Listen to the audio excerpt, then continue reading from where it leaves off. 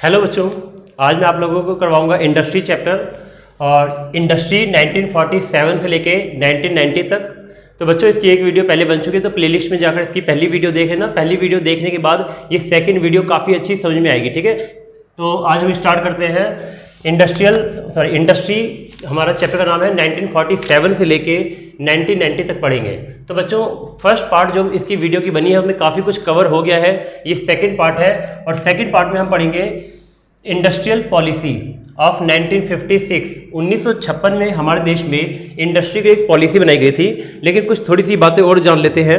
तो बच्चों हमारा देश 15 अगस्त 1947 को आज़ाद हुआ था और आज़ाद होने के बाद हमारे देश में इंडस्ट्री के लिए जो सबसे पहली पॉलिसी बनाई गई थी वो बनाई गई थी 6 अप्रैल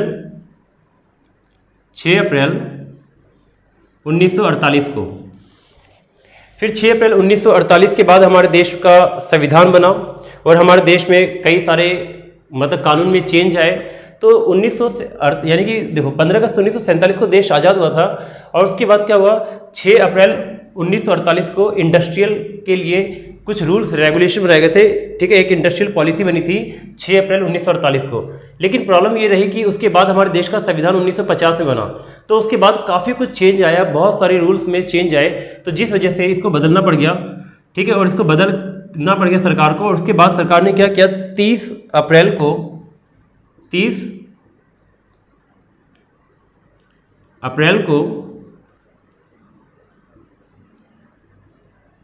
1956 को सरकार ने क्या किया, फिर से इंडस्ट्री के लिए पॉलिसी बनाई। ठीक है, और जो 30 अप्रैल 1956 को इंडस्ट्री के लिए जो सरकार ने पॉलिसी बनाई, ये पॉलिसी पहली वाली पॉलिसी से ज़्यादा बेटर थी। ये पॉलिसी उतनी अच्छी नहीं थी, इसमें कुछ कमियां थी। यानी कि जो पहली पॉलिसी बनाई गई थी बच्चों, कौन सी, 6 अप्रैल 1948 को, ये टेम्पोरेरी बना दी गई थी, काम चलाऊ के लिए बना दी गई थी, क्योंकि 15 अगस्त 1947 को देश आज़ाद हुआ था और 1948 में ही हमने इंडस्ट्रियल पॉलिसी बना दी थी। तो उस वक्त हमारे पास ज़्यादा टाइम नहीं था, तो जल्दीबाजी में बनाया गया था। फिर बाद में उसको हटा के उसको चेंज करके नई पॉलिसी बनाई गई 30 अप्रैल 1956 को। अब हम आगे पढ़ते हैं कि जो इंडस्ट्रियल पॉलिसी 1956 थी, ठीक है, उसके मेन फीचर्स क्या थे। तो बच्चों पहले इस बात को समझने से पहले कुछ बातें और समझ लेते हैं। जब हमारा देश आज़ाद हुआ था, ठीक है, इंडिया, तो इंडिया के अंदर गवर्नमेंट सोच रही थी कि किस तरह की इकोनॉमी लाई जाए। तो पंडित जवाहरलाल नेहरू जो थे वो क्या थे, सोशलिज्म को काफ़ी मानते थे। ठीक है, समाजवाद को काफ़ी ज़्यादा मानते थे। तो समाजवाद में ये होता था कि हमारे देश के अंदर जितने भी फैक्ट्री ऑफ प्रोडक्शन है वो सरकार के अंडर में होती थी। तो सरकार ने जब ये पॉलिसी बनाई, कौन सी, ये वाली पॉलिसी बनाई, इंडस्ट्रियल पॉलिसी ऑफ 1956। तो इस पॉलिसी में बच्चों सरकार का जो मेन फोकस था वो इस पे था कि जितनी भी इंडस्ट्री देश के अंदर है, सारी की सारी इंडस्ट्री गवर्नमेंट के पास होनी चाहिए, पब्लिक सेक्टर के पास होनी चाहिए। ठीक है, तो मैं फिर से बोलता हूँ, यहाँ पे सरकार का क्या मकसद था कि जितनी भी इंडस्ट्री है देश के अंदर वो किसके पास होना चाहिए, सरकार के हाथ में होना चाहिए, प्राइवेट सेक्टर के हाथ में नहीं होना चाहिए। ठीक है, तो बच्चों मुझे लगता है ये बात तुम लोगों को समझ में आ चुकी होगी। ठीक है, तो यानी कि ये बिल्कुल यानी कि देखा जाए तो सोशलिज्म को अपनाने का एक तरह से तरीका था। ठीक है, हमारे देश की गवर्नमेंट सोशलिज्म को अपनाना चाहती थी, समाजवाद को अपनाना चाहती थी। ठीक है, सोशलिज्म यानी कि समाजवाद अर्थव्यवस्था में क्या होता है, जितने भी फैक्टर ऑफ प्रोडक्शन होते हैं वो सरकार के पास होते हैं, प्राइवेट सेक्टर के हाथ में नहीं होते हैं। तो लेकिन सरकार ने यहाँ पे उसी तरह की पॉलिसी अपनाई। ठीक है, जितनी भी इंडस्ट्री थी, मैक्सिमम इंडस्ट्री सरकार ने इस पॉलिसी के अंदर अपने पास ही रखी, अपने कंट्रोल में रखी, और प्राइवेट सेक्टर के अंडर में बहुत कम इंडस्ट्री ही आई। ठीक है, तो अब हम इसको समझते हैं। तो मेन फीचर्स, अच्छा एक बात और थोड़ा सा बता देता हूँ कि गवर्नमेंट ने ऐसा क्यों किया, क्यों गवर्नमेंट ने अपने पास ही ज़्यादातर इंडस्ट्री को रखा और प्राइवेट सेक्टर को कम से कम इंडस्ट्री ही सौंपा। तो बच्चों इसका एक कारण था कि प्राइवेट सेक्टर हमेशा प्रॉफिट के लिए काम करता है। प्राइवेट सेक्टर अपनी इंडस्ट्री को उसी एरिया में लगाएगा जो एरिया काफ़ी डेवलप हो, जहाँ पर इंफ्रास्ट्रक्चर हो। तो प्राइवेट सेक्टर को अगर इंडस्ट्री सौंप दिया जाता तो सिर्फ डेवलप एरिया का ही डेवलप हो पाता और जो बैकवर्ड एरिया थे उनका डेवलप नहीं हो पाता। और दूसरी बात, प्राइवेट सेक्टर के अंदर क्या होता है कि प्रॉफिट का मेन हिस्सा प्राइवेट सेक्टर लेकर चले जाते हैं। ठीक है, और जो गरीब लोग होते हैं उनके पास पैसे नहीं आ पाते। ठीक है, और प्रॉफिट का जो मेनली प्रॉफिट होते हैं, सारे के सारे प्रॉफिट प्राइवेट सेक्टर लेकर चले जाते हैं और प्रॉफिट जो होता है कुछ लोगों के हाथ तक ही लिमिटेड रह जाता है।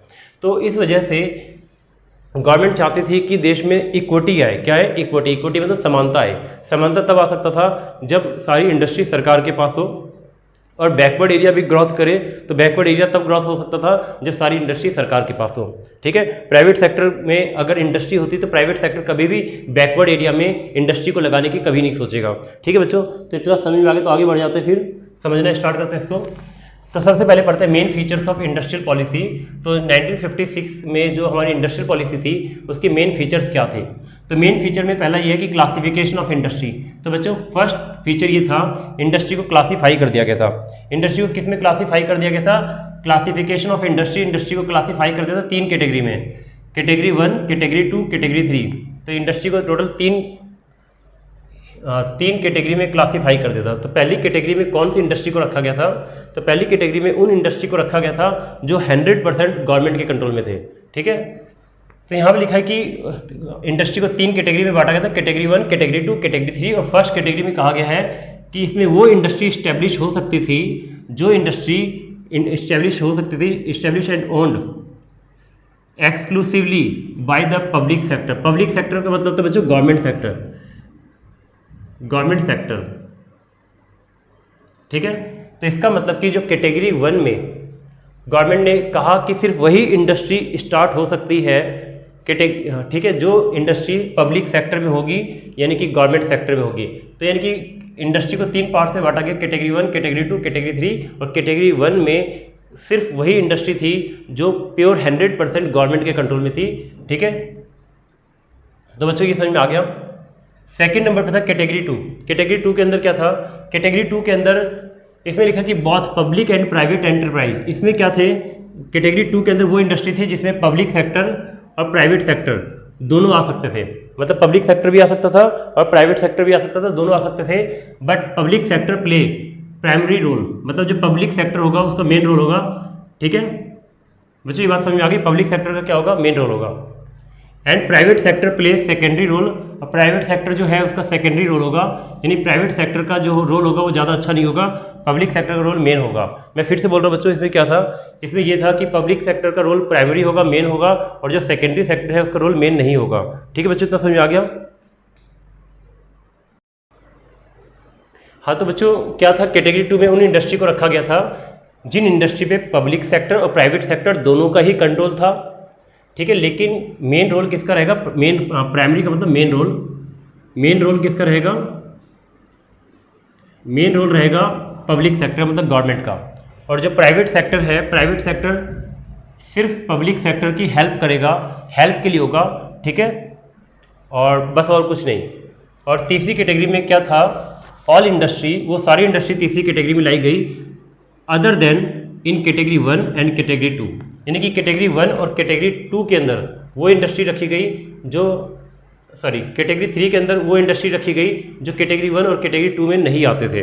ठीक है बच्चों, तो और कैटेगरी जो 3 थी ये 100% प्राइवेट सेक्टर के हाथ में थी। ठीक है, तो एक बार इसको मैं फिर से अच्छे से एक्सप्लेन कर देता हूँ। इंडस्ट्री को 3 कैटेगरी में बांटा गया। पहली कैटेगरी कैटेगरी 1, इस कैटेगरी में वो इंडस्ट्री थी जो 100% गवर्नमेंट के कंट्रोल में होती थी और गवर्नमेंट ही उस इंडस्ट्री को स्टार्ट कर सकती थी, गवर्नमेंट के अलावा कोई और उस इंडस्ट्री को स्टार्ट नहीं कर सकता था। ठीक है, दूसरी कैटेगरी में वो इंडस्ट्री थी जिसमें गवर्नमेंट और प्राइवेट सेक्टर, यानी गवर्नमेंट और प्राइवेट सेक्टर, सिंपल वर्ड में पब्लिक सेक्टर और गवर्नमेंट प्राइवेट सेक्टर दोनों मिल के इंडस्ट्री स्टार्ट कर सकते थे। ठीक है, लेकिन मेन रोल जो रहता वो किसका रहता? पब्लिक सेक्टर का, यानी कि गवर्नमेंट का रहता, और जो प्राइवेट सेक्टर है वो सिर्फ हेल्प करता पब्लिक सेक्टर का। और तीसरी कैटेगरी में उन इंडस्ट्री को रखा गया जो इंडस्ट्री फर्स्ट कैटेगरी में नहीं है, यानी जो इंडस्ट्री फर्स्ट कैटेगरी में नहीं है, जो इंडस्ट्री सेकंड कैटेगरी में नहीं है, वो सारी इंडस्ट्री किस कैटेगरी में आ जाएगी? वो आ जाएगी तीसरी कैटेगरी के अंदर। तो all industry other then in category 1 and category 2। तो जो इंडस्ट्री कैटेगरी 1 में नहीं है, जो इंडस्ट्री कैटेगरी 2 में नहीं है, वो सारी इंडस्ट्री किस में आएगी? कैटेगरी 3 में आ जाएगी। और कैटेगरी 3 की सारी इंडस्ट्री प्राइवेट सेक्टर को सौंप दी गई थी। तो सिंपल वर्ड में बच्चों ध्यान से देखो कि कैटेगरी 1 की सारी इंडस्ट्री तो गवर्नमेंट के पास ही थी, क्योंकि इसमें 100% गवर्नमेंट का कंट्रोल था, गवर्नमेंट के अलावा प्राइवेट सेक्टर आ ही नहीं सकता था। कैटेगरी 2 में जितनी भी इंडस्ट्री थी इसमें प्राइवेट सेक्टर और गवर्नमेंट सेक्टर दोनों थे, लेकिन मेन रोल गवर्नमेंट का था। तो देखा जाए तो ये भी गवर्नमेंट के कंट्रोल में ही था। और जो बची कुची इंडस्ट्री थी वो थी कैटेगरी 3 में, यानी कि प्राइवेट सेक्टर के लिए सिर्फ एक ही था कैटेगरी 3 की इंडस्ट्री। ठीक है, 1 और 2 की यानी कैटेगरी 1 और कैटेगरी 2 में जो इंडस्ट्री आती थी प्राइवेट सेक्टर उसमें नहीं जा सकता था, प्राइवेट सेक्टर सिर्फ कैटेगरी 3 की इंडस्ट्री को ही स्टार्ट कर सकता था। तो ये बातें समझ में आ गई। और फिर उसके बाद सेकंड फीचर है इंडस्ट्रियल लाइसेंसिंग। तो बच्चों गवर्नमेंट ने क्या किया था, गवर्नमेंट ने कहा था कि कोई भी इंडस्ट्री अगर स्टार्ट होगी तो स्टार्ट होने से पहले उनको गवर्नमेंट से लाइसेंस लेना पड़ेगा। अगर कोई भी बिजनेस जैसे कि मान लो कोई इंडस्ट्री अपने ब्रांचेस खोलना चाहती है तो भी गवर्नमेंट से उसके लिए भी लाइसेंस लेना पड़ेगा, ठीक है, गवर्नमेंट से परमिशन लेनी पड़ेगी। और अगर कोई न्यू इंडस्ट्री स्टार्ट होती है तो भी गवर्नमेंट से क्या करना पड़ेगा, लाइसेंस लेना पड़ेगा। ऐसा इसलिए बच्चों क्योंकि गवर्नमेंट चाहती थी कि कोई भी इंडस्ट्री अपनी मर्जी से स्टार्ट ना कर सके, क्योंकि ठीक है अपनी मर्जी से कोई भी इंडस्ट्री स्टार्ट ना करे, इसलिए गवर्नमेंट ने इंडस्ट्रियल लाइसेंस का एक पॉलिसी बनाया कि अब लाइसेंस लेना पड़ेगा। क्योंकि गवर्नमेंट चाहती थी कि लाइसेंस हम उन्हीं को ज़्यादातर देंगे जो इंडस्ट्री बैकवर्ड एरिया में जाकर अपने बिजनेस को स्टार्ट करें। यानी कि जो इंडस्ट्री बैकवर्ड एरिया में इंडस्ट्री लगा, यानी कि सिंपल वर्ड में कि कोई भी बिजनेसमैन अगर बैकवर्ड एरिया में जाकर इंडस्ट्री लगाएगा तो उसको आराम से लाइसेंस मिल जाएगा। तो यानी कि इंडस्ट्रियल लाइसेंसिंग का मेन मकसद यही था कि बैकवर्ड एरिया को प्रमोट करना और इक्विटी को प्रमोट करना, ठीक है। फिर से मैं इसको समझाता अच्छे से। और गवर्नमेंट ने लाइसेंस रखा कि कोई न्यू इंडस्ट्री स्टार्ट होगी तो उसको लाइसेंस लेना पड़ेगा। और गवर्नमेंट लाइसेंस जल्दी नहीं देती थी, गवर्नमेंट लाइसेंस तब देती थी जब कोई भी बैकवर्ड एरिया में जाकर इंडस्ट्री लगाए। बैकवर्ड एरिया में इंडस्ट्री लगाने से गवर्नमेंट का फ़ायदा और देश का फ़ायदा था, क्योंकि बैकवर्ड एरिया भी इससे तरक्की करेंगे, ठीक है, इससे पूरा देश तरक्की करेगा और कंट्री का बैलेंस ग्रोथ होगा। बैलेंस मतलब पूरे देश का ग्रोथ होगा, ठीक है। और फिर उसके लिए गवर्नमेंट ने और भी मतलब गवर्नमेंट ने लाइसेंस इसलिए भी रखा ताकि रॉ मटेरियल का या हमारे देश के रिसोर्सेज का प्राइवेट सेक्टर वेस्ट ना करे, इसलिए लाइसेंस उसके लिए भी रखा। नेक्स्ट है इंडस्ट्रियल कंसेशन। तो बच्चों इंडस्ट्रियल कंसेशन का मतलब ये था कि गवर्नमेंट ने, वैसे तो देखा जाए तो इसको देख के पता चलता है कि सारी बड़ी बड़ी इंडस्ट्री किसके पास थी, गवर्नमेंट के पास थी, ठीक है। यानी कि कैटेगरी 1 की सारी इंडस्ट्री गवर्नमेंट के कंट्रोल में थी, कैटेगरी 2 की सारी इंडस्ट्री गवर्नमेंट के कंट्रोल में थी, और जो बची कुछ इंडस्ट्री थी वो प्राइवेट सेक्टर में थी, कैटेगरी 3 की। तो बच्चों इतना तुम लोगों को समझ में आ गया। फिर इसके बाद आगे कुछ बातें और समझते हैं। Industrial concession. तो इंडस्ट्रियल कंसेशन का मतलब होता है एक तरह से छूट देना, ठीक है। तो हमारे देश में गवर्नमेंट ने क्या किया इस पॉलिसी के अंदर, 1956 की जो इंडस्ट्रियल पॉलिसी थी, इसमें गवर्नमेंट ने कहा कि अगर कोई न्यू इंडस्ट्री बैकवर्ड एरिया में जाकर बिजनेस स्टार्ट करता है तो हम उसका टैक्स माफ़ कर देंगे, ठीक है। दूसरा गवर्नमेंट ने कहा कि अगर कोई न्यू इंडस्ट्री बैकवर्ड एरिया में लगता है तो हम उससे बिजली का रेट का काफ़ी कम लेंगे, मतलब पावर सप्लाई करेंगे, उनको बिजली देंगे और बिजली का काफ़ी कम रेट चार्ज करेंगे, ठीक है बच्चों। तो ये वाली बात भी समझ में आ गई, ठीक है। और फिर उसके बाद है development of small scale industry. तो एक बात और समझ लो, 1955 में एक कर्वे कमेटी बनाई गई थी और कर्वे कमेटी ने बताया कि स्मॉल इंडस्ट्री देश के लिए बहुत इंपॉर्टेंट है, क्योंकि स्मॉल इंडस्ट्री जो होते हैं वो लेबर इंटेंसिव होते हैं। लेबर इंटेंसिव का मतलब उसमें लेबर का ज़्यादा इस्तेमाल होता है, और जो बड़ी इंडस्ट्री होती है वो लेबर इंटेंसिव नहीं, वो कैपिटल इंटेंसिव होते हैं। बड़ी इंडस्ट्री में मशीनों का इस्तेमाल होता है, सिंपल वर्ड में सुनो, बड़ी इंडस्ट्री में मशीन का इस्तेमाल होता है और छोटी इंडस्ट्री में लेबर का इस्तेमाल होता है। तो जितनी भी स्मॉल इंडस्ट्री है उसमें लेबर का इस्तेमाल होता है। तो सबसे अच्छी बात यह है कि छोटी इंडस्ट्री एम्प्लॉयमेंट ज़्यादा लोगों को दे सकती है। दूसरी बात ये कि बड़ी इंडस्ट्री सिर्फ डेवलप एरिया में ही अपने बिजनेस को लगाएगी, और जो छोटी इंडस्ट्री है वो छोटे छोटे गाँव में, छोटे छोटे कस्बे में भी अपनी इंडस्ट्री लगा सकती है। तो छोटी इंडस्ट्री पूरे देश की ग्रोथ के लिए बहुत ही फायदेमंद है, ठीक है। तो गवर्नमेंट चाहती थी, क्योंकि देखो जो जितने भी स्मॉल इंडस्ट्री है ये एम्प्लॉयमेंट देते हैं लोगों को, क्योंकि इसमें सारे काम की लेबर इंटेंसिव होती है। ये लेबर इंटेंसिव मतलब इनमें लेबर का इस्तेमाल ज़्यादा होता है, मशीनों का इस्तेमाल कम होता है। तो लेबर का इस्तेमाल ज़्यादा होगा तो क्या होगा, अगर स्मॉल इंडस्ट्री लगेंगे देश के अंदर तो स्मॉल इंडस्ट्री क्या होगा, बहुत सारे लोगों को एम्प्लॉयमेंट देगा।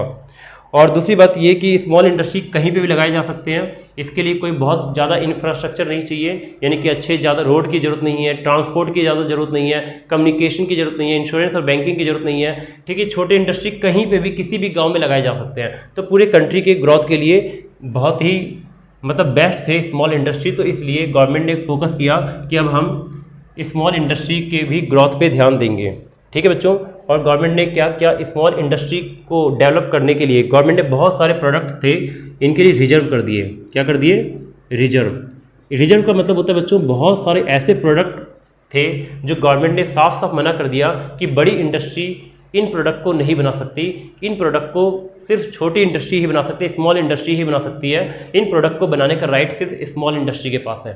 तो मैं फिर से बोलता हूँ, गवर्नमेंट ने क्या किया था, बहुत सारे प्रोडक्ट को स्मॉल इंडस्ट्री के लिए रिजर्व कर दिया था। इसका मतलब ये होता है, रिजर्व का मतलब क्या होता है कि गवर्नमेंट ने साफ साफ मना कर दिया था कि बड़ी इंडस्ट्री इन प्रोडक्ट को नहीं बना सकती, इन प्रोडक्ट को सिर्फ स्मॉल इंडस्ट्री के लिए रिजर्व किया गया है, स्मॉल इंडस्ट्री ही इन प्रोडक्ट को बना सकती है। ठीक है, तो इनके लिए और मतलब प्रोडक्ट रिजर्व कर दिए गए थे। और भी कुछ बातें हैं कि जो स्मॉल इंडस्ट्री थी, गवर्नमेंट ने इनसे एक्साइज ड्यूटी इनकी कम कर दी थी। एक्साइज ड्यूटी क्या होता है, प्रोडक्शन के ऊपर जो टैक्स होता है उसको बोलते हैं एक्साइज ड्यूटी। एक बिजनेस यानी एक इंडस्ट्री जितना प्रोड्यूस करेगी उस पर जो टैक्स होता है उसको बोलते हैं एक्साइज ड्यूटी।